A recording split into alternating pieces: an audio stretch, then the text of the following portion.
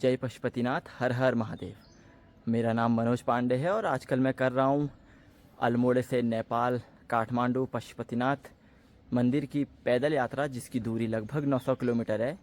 तो आज मेरी तीसरे दिन की यात्रा शुरू हो चुकी है, जो हो रही है भवाली से हल्द्वानी की ओर, जिसकी दूरी लगभग 33 से 35 किलोमीटर की होनी है। तो अभी मैं भवाली से भीमताल, फिर भीमताल से रानीबाग होते हुए हल्द्वानी की ओर जाऊंगा। तो यात्रा में जैसा भी रहेगा उस सब का अपडेट मैं आप सभी के बीच लाने का प्रयास करूंगा। आपसे मिलते हैं आज दिन की यात्रा में। भी थोड़ा चलने के बाद सुबह मैं रुका हुआ हूँ चाय पीने के लिए, और चाय पी के अपनी यात्रा को आगे की तरफ रखेंगे। तो मैं सामने से जो दिखाता हूँ, ये इधर से जो ये रास्ता है, ये शॉर्ट रास्ता हल्द्वानी के लिए, तो उसी रास्ते पे मैं जाऊँगा और आपको आगे चाय पीने के बाद मिलता है। मेरी यात्रा का कारवां आगे बढ़ते हुए पहुंच चुका है भीमताल, और मैंने सुबह भवाली से जो शुरू किया था, तो मैं अभी भीमताल पे हूँ। ये भीमताल पे मैं हूँ अभी, और भीमताल का नाम भीमताल क्यों पड़ा गया, इसकी कहानी हम सभी ने बचपन से सुनी है कि जब पांडवों को प्यास लगी थी तो भीम ने गदा मार के इस ताल का निर्माण किया था। तो अभी मैं हूँ भीमताल और इसके आगे अपनी यात्रा को जारी रखता हूँ। कहीं पर खाने के लिए आगे देखते हैं, रुकते हैं खाने के लिए, और उसके बाद आपको आगे लेके चलते हैं यात्रा जारी रखते हुए मैं पहुँच चुका हूँ भीमताल पे, उससे थोड़ा सा आगे। और मुझे फिर कल भाई लोग मिल गए हैं जो मुझे कल मिले थे आगरा के, तो मैं उनसे आपको मिलाता हूँ। दोबारा सब मिल गए हैं मुझे, और मुझे गाड़ी रोक के लिफ्ट के लिए पूछ रहे थे, लेकिन इन सब का बहुत मैं शुक्रिया करता हूं, और आप सभी से इसी प्रेम की मैं कामना भी करता हूं। आप सभी के उज्जवल भविष्य की बहुत बहुत मैं शुभकामनाएं करता हूं। आप मंगलमय रहे, आप सबका बहुत अच्छा काम कर रहे हैं। बेस्ट ऑफ लक भाई। बहुत धन्यवाद आपका। आप सभी से फिर मुलाकात। मैं खाने के लिए रुका हुआ हूँ दादा के वहाँ, अलमाड़ से ही हैं, बता रहे हैं कि अलमाड़े से इनका घर है, और अभी मैं यहाँ पे दाल चावल खाने के लिए रुका हुआ हूँ। उसके बाद अपनी यात्रा को आगे रखूँगा। तो ये दादा अल्मोड़े से ही अपना घर बता रहे हैं, तो मैं यहीं अभी दाल चावल खा रहा हूँ, उसके बाद अपनी यात्रा को यहाँ से आगे रखूँ। तो अभी खाना लग गया है, और खाना खा के अपनी यात्रा को यहाँ से मैं आगे बढ़ाऊँगा, और आप सबसे मिलते हैं थोड़ी देर बाद इस यात्रा में। थोड़ा चलने के बाद 12-15 किलोमीटर चल लेने के बाद थोड़ी देर बैठा हुआ हूँ। तो जब आप यात्राओं को करते हैं, किसी भी यात्रा को, तो आपको उसकी असली कहानी पता चलती है। तो मुझे कुछ भाई लोग मैसेज भी कर रहे हैं नेपाल से, जो बता रहे हैं कि ये 900 किलोमीटर नहीं, उससे अधिक है। तो इससे अधिक कितनी होगी कुछ पता नहीं, लेकिन ठीक है, यात्रा में आप सीखते हैं, अलग अलग लोग आपको मिलते हैं, यात्रा आपको सिखाती है और बताती है कि आप कितना और सीख सकते हैं। क्योंकि मुझे लगता है जो स्कूल, कॉलेज, नौकरी, प्रेम नहीं सिखाती, वो यात्रा सिखाती है। तो यात्राओं को सीखते हुए और यात्रा को करते हुए मैं भी आगे की तरफ थोड़ी देर बाद बढ़ूँगा और आपको आगे मिलूँगा। भीमताल में कुछ समय पहले जो बस दुर्घटना हुई थी, वो इसी जगह से हुई थी। यहीं से बस नीचे गिरी थी, और अभी भी बस वहीं है, नीचे दिख रही है वो सामने जो है। तो बीते काफ़ी समय से उत्तराखंड में बस दुर्घटना की जो घटनाएं हैं वो बड़ी हैं, और हम सभी मृत लोगों को शोक संवेदनाएं दे सकते हैं, उससे अधिक शायद और कुछ भी नहीं। तो क्या कारण रहते हैं कि दुर्घटना घटित हो जाती है सड़क पे? ये उत्तराखंड की सड़कों पर हमेशा से सवाल या प्रश्न चिन्ह बने हुए हैं। यात्रा का पड़ाव पहुंच चुका है अमृतपुर के पास, और अभी मैं बैठा हुआ हूँ यात्री विश्राम गृह में। तो यात्री विश्राम गृह की महत्वता मुझे आज अच्छे से समझ आ रही है कि कितनी महत्वता है इन जगहों की। इससे पहले बचपन में ही इन जगहों पर बैठे थे, और यात्री विश्राम गृह में अनेकों कहानियाँ हैं जो कैद रही हैं आज फिर मुझे अनेकों कहानियाँ इस दीवारों पे दिख रही हैं, लेकिन मैं आपके साथ इस कहानी को साझा नहीं कर रहा हूँ आज, क्योंकि बहुत सी ऐसी ऐसी कहानियाँ हैं जो मैं बताना चाहता हूँ लेकिन मैं बता नहीं रहा हूँ क्योंकि दीवारों पे। और मेरी यात्रा अमृतपुर पहुँच गई है। मैं थोड़ी देर बैठा हूँ, मुझे बहुत से कवि याद आ रहे हैं अभी, जिनकी कहानी कविताएं रचनाएं याद आ रही हैं मुझे लिखने का, पढ़ने का, मंचों पे बोलने का शौक़ पहले से ही रहा है। अभी मैं बैठा हुआ हूँ अमृतपुर विश्राम गृह में, और मुझे नेपाल से ही एक भाई तो नहीं, दादा हैं, काफ़ी बड़े हैं उम्र में, और इसके साथ अपना कुछ सामान देने आए हैं। तो उनसे अच्छी खासी बात हुई है, तो वो मुझे अब बता रहे थे नेपाल के बारे में। तो मैं आपको सभी को मिलाता हूँ उनसे और आपको ले चलता हूँ नेपाल से जो भाई मिले हैं उनकी तरफ। अच्छा भाई साहब, आप अल्मोड़े के? जी। अच्छा, आप यहाँ अल्मोड़े से काठमाडौँ पशुपतिनाथ में दर्शन करने जा रहे हो? पैदल यात्रा, और पैदल यात्रा दर्शन करने 900 किलोमीटर। 900 किलो यात्रा करने जा रहे हो? इतना भगवती के आपके उसमें आशीर्वाद है। बाप बाप बाप। लो ऐसे करना भाई साहब, आप यहाँ से ही सीधे आओ। आपके पैदल गाड़ी भी कहीं नहीं है, लेकिन वहाँ के पशुपतिनाथ में भी आपको बहुत शुभकामना। सब आपने यात्रा सफल हो, घर में भी सुख शांति हो। लेकिन है, मैं भी नेपाल के हूँ, लेकिन हम इधर ही बैठते हैं, कम्बल के काम करते हैं। लेकिन भाई साहब, आप इसे अब मिल गया, मेरे से थोड़ा बात कर ले बोले, मैंने बात कर दिया आपको। यहाँ से आपको पड़ेगा 900 किलोमीटर दूरी। अब 900 किलोमीटर आप भाई साहब यहाँ से पैदल करके आप बोले अब कितने, 1 महीना भी लग सकते हैं, 10 दिन भी लग सकते हैं। आपके लिए बहुत शुभकामना। यात्रा हो, वहाँ के पशुपतिनाथ में भी यात्रा करो, तुम्हारे मनोकांक्षा पूरा हो। बहुत धन्यवाद भाई साहब, आपने बहुत बड़ा सोच के गया भाई। वहाँ के पशुपतिनाथ की आपके लिए बहुत बड़ी वो करे की छाया दिए कि तुम्हारे घर में भी सुख शांति लक्ष्मी के वास होती। ऐसे बहुत बढ़िया करा। तुम्हारे रास्ते में भी कोई भी भाई साहब नेपाल में भी ऐसे हमारा जैसे भक्तजन आ रखे भाई साहब वहाँ पशुपतिनाथ दर्शन करने के लिए, उनके लिए कोई रोक ठेक करने का कोई नहीं। हम भी नेपाल के यहाँ जुड़ गया, बात कर लिया हमें। ये भाई धन्यवाद, तुम्हारे लिए बहुत पशुपतिनाथ बहुत बढ़िया वो कर रहा है। बहुत शुक्रिया आपका। और भैया एक अच्छे वक्ता भी लग रहे हैं मुझे, कि जो फ्लो में बोल रहे हैं तो एक वक्ता के तौर पे मुझे दिख रहे हैं। लेकिन ये अपना सामान लेकर आए हैं यहाँ, ये सामान देने के लिए, क्योंकि बता रहे हैं कि नेपाल में से ही ये आता है और अच्छा एक स्वरोजगार के तौर पे ये कर रहे हैं। तो मुझे खुशी हुई है। और ये भैया ने काफ़ी अच्छा मुझे सुझाव दिए हैं, राय दिए हैं और आश्वासन दिया है कि अगर आपको कोई तकलीफ़ होती है तो हम आपके साथ हैं, और कोई दिक्कत होगी तो बताइएगा। तो मैं आपको आगे मिलता हूँ यात्रा पे। इसके आगे यात्रा जारी रहेगी। आप सबका पुनः एक बार धन्यवाद। यात्रा आगे बढ़ाते हुए मैं पहुँच चुका हूँ अभी छोटा कैलाश, जो छोटे कैलाश का प्रवेश द्वार है। बम बम बोले ओम नमः शिवाय। तो यहाँ से छोटा कैलाश के लिए जाते हैं आगे से। और अभी मैं यहाँ से नीचे की तरफ जाऊँगा। सामने रानी बाग पड़ेगा 2 किलोमीटर, उसके बाद काठगोदाम, और आपको मिलते हैं आगे यात्रा। कैलाश प्रवेश द्वार पे दर्शन करने के बाद अभी मेरी यात्रा पहुंच चुकी है रानी बाग। और इस रास्ते पे पूरा जाम लगा हुआ है, 13 किलोमीटर तक जाम है बता रहे हैं, ये पूरा जाम लगा हुआ है। और यहाँ से वापस लौटने पे अल्मोड़ा है 76 किलोमीटर, भीमताल 16 और पंचेश्वर 189। लेकिन अपनी यात्रा आगे की तरफ है, तो मैं आगे की तरफ जाऊँगा। और इसके बाद काठगोदाम, हल्द्वानी, आज जहाँ पहुँचा जाएगा वहाँ आने वाले रास्ते में पूरा गाड़ियों से भरी हुई है पूरी सड़कें। पूरा आगे जाम है, ये देखिए मैं आपको दिखाता हूँ, पूरा जाम ही जाम।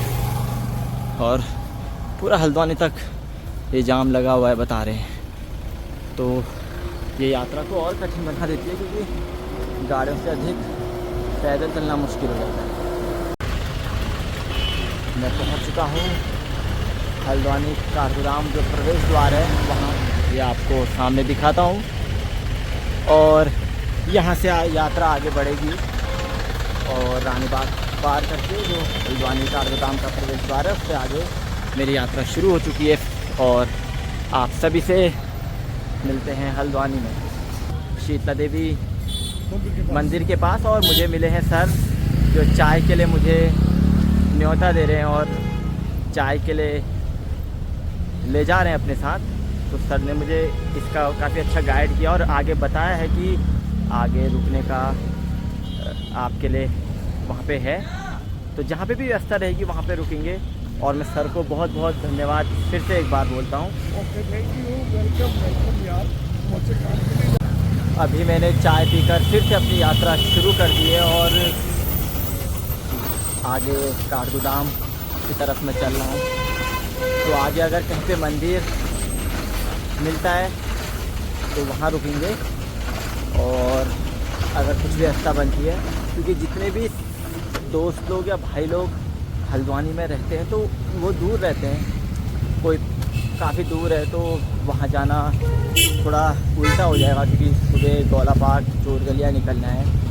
और मुझे हल्द्वानी से कुछ और लोग का भी फ़ोन आया था कि आप हमारे वहाँ रुकिए, तो वो उनकी लोकेशन थोड़ी सी दूर है। तो अगर गौलापाट के रास्ते पर ही कहीं पे मंदिर होगा तो वहाँ रुकने का प्रयास करेंगे। मुझे किसी ने आगे बताया कि आपके यहाँ पे मंदिर है, तो उस हिसाब से देखते हैं। दगड़ी कमला अलमड़ में मेरो बंगला से शुरू होकर मेरी यात्रा पहुँच चुकी है हल्द्वानी बाज़ार में। मेरे झुमका गिरी गो, झुमका उठूना मेरे दुपट्टा गिरी गो। मैं पहुँच चुका हूँ कुमाऊँ के प्रवेश द्वार हल्द्वानी, और यहाँ से यात्रा का एक पड़ाव ख़त्म होता है, जिम्मेदारी बढ़ती है, और एक सफ़र जो शुरू हुआ है 900 किलोमीटर का, उसमें थोड़ा सा एक ठहराव आता है। बाकी आप सभी से मिलेंगे आगे यात्रा में। आज रुकने की व्यवस्था क्या रहती है, कहाँ पे रहती है, वो आगे तय करते हैं, क्योंकि जितने भी मित्र लोग, भाई लोग यहाँ पे रहते हैं तो वो काफ़ी दूर रहते हैं, तो वहाँ जाना संभव नहीं है।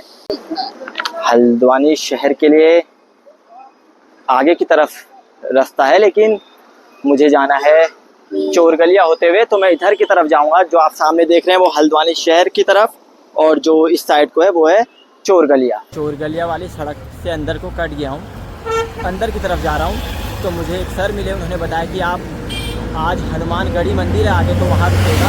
और मुझे सामने मंदिर दिख भी रहा है, तो अगर वो सामने जो है हनुमानगढ़ी मंदिर दिख रहा है मुझे, तो देखते हैं वहाँ अगर रुकने की व्यवस्था होती है तो आज वहीं रुकूंगा, और कल अपनी यात्रा यहाँ से आगे जारी करूँगा।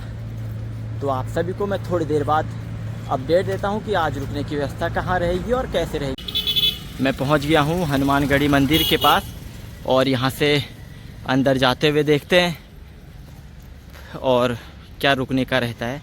तो ये हनुमानगढ़ी मंदिर है, और इसके साथ मैं अंदर की तरफ जा रहा हूँ।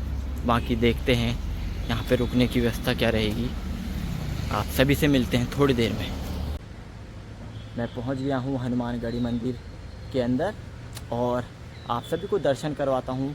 ये सामने हनुमानगढ़ी मंदिर, और आगे चलते हैं, पूछते हैं कोई मिलता है पंडित जी से रुकने के लिए, या जैसे भी स्थिति बनेगी, और आप सभी को फिर उसके बाद की जानकारी देते हैं। और मैं आज यहीं रुकूंगा, यहीं अपनी टेंट लगा रहा हूँ। तो ये यहाँ पे मैं टेंट लगाऊंगा अपना, और ये हनुमानगढ़ी मंदिर है। उसके बाद मैं सुबह यहाँ से आगे की तरफ यात्रा करूँगा। नीचे जो आप नदी देख रहे हो, गौलापाग नदी, तो यहाँ पे हवा इतनी तेज़ है कि थोड़ा रिस्क ये लग रहा है मुझे कि टेंट उड़े ना, क्योंकि बहुत तेज़ हवा है यहाँ पे, और गौलापाग नदी की हवा इतनी तेज़ है कि टेंट लगाना थोड़ा रिस्की भी है यहाँ पे। बाकी इसके आगे की यात्रा कल रहेगी। अभी मैं आपको मिलता हूँ टेंट लगाने के बाद।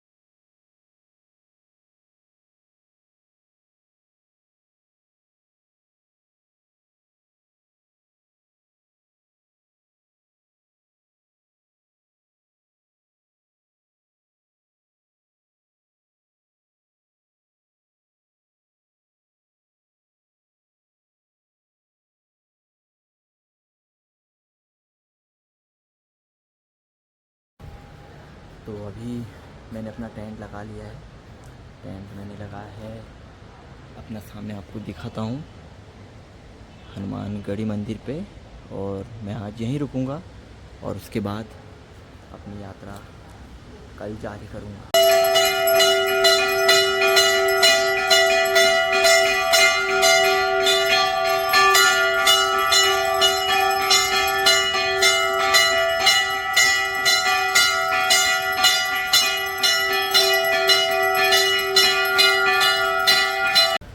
अभी बज चुके हैं 7:30 और मैं हूँ हनुमानगढ़ी मंदिर में। तो आज खाने की व्यवस्था जो है वो यहाँ पे भाई लोग आए हैं कुछ यूपी से, बड़े दादा लोग आए हैं जो खाना अपना यहाँ कह रहे हैं कि हमने प्रसादी बनाई है, तो आप वहाँ से ले लीजिएगा, मैं आपको दिखाता हूँ। तो ये भैया लोग आए हैं, तो आज वहीं पे खाने की व्यवस्था रहेगी मेरी, और उसके बाद मैं विश्राम करूँगा और सुबह अपनी यात्रा यहाँ से आगे जारी रखूँगा। बाकी आप सभी से मिलते हैं। रात के खाने के लिए यहाँ पे जो यूपी से दादा लोग आए हैं वो खाना बना रहे हैं। खाने में अभी पूरी वूरी बना रहे हैं, मैं आपको दिखाता हूँ।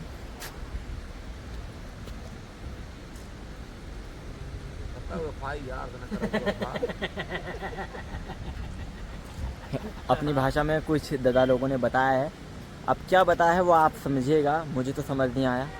तो क्या बोला, एक बार और बोल दो। खाना बन रहा कचौड़ी और सब्जी। तो खाने में कचौड़ी सब्जी, जिसको हमारे वहाँ पूरी और सब्जी लगड़ बोला जाता है। तो मैं आज रुका हुआ हूँ हनुमानगढ़ी में और आप सभी को हनुमानगढ़ी के दर्शन कराता हूँ। आप सभी हनुमान जी के दर्शन कीजिए और उसके बाद आगे के मैं आपको अपडेट बताऊँगा।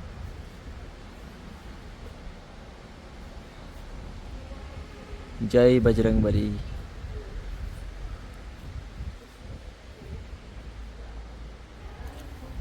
मैंने अभी खाना खा लिया है और यूपी के ही कुछ दादा लोग प्रसादी बना रहे थे, तो उनके द्वारा ही आज यहाँ पे मंदिर में खाने की व्यवस्था थी।